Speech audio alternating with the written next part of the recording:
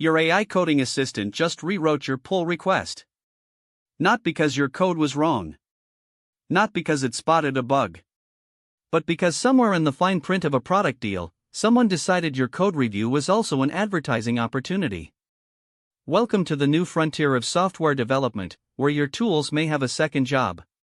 A pull request is how software engineers propose changes to a codebase. Think of it as submitting a draft essay for peer review, except instead of your professor, it's your entire team, automated tests, and increasingly, an AI assistant. Copilot sits inside that review process and suggests improvements. Usually, those suggestions are about your code. GitHub Copilot is trained to be helpful.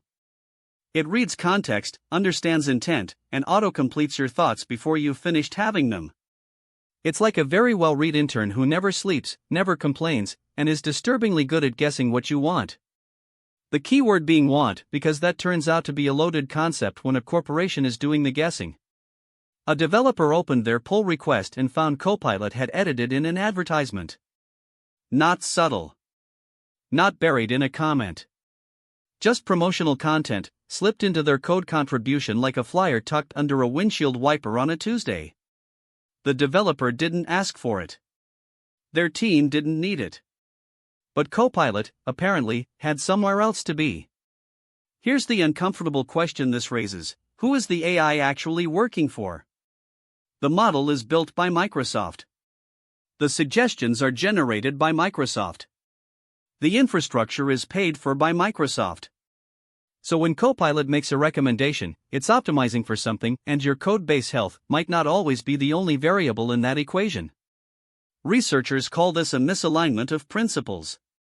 You think you hired a contractor to renovate your kitchen. The contractor thinks their job is to renovate your kitchen and also casually mention that their brother-in-law sells countertops. They're not wrong exactly, they're just solving a slightly different problem than you thought you hired them for. The countertops might even be good. That's what makes it complicated. The deeper issue isn't one rogue suggestion. It's what it means to embed a commercially motivated AI into your most trusted workflows. Code review is where quality gets enforced, where security vulnerabilities get caught, where a team's standards actually live. If that space gets quietly colonized by a tool with external incentives, the integrity of the whole process gets a little fuzzier every single day. This isn't about malice. It's about incentives, and how invisible they become when they're baked into a tool you use 50 times a day. AI assistants are genuinely useful. They're also built by companies with business models. Both things are true simultaneously, and holding that tension is now a basic professional skill.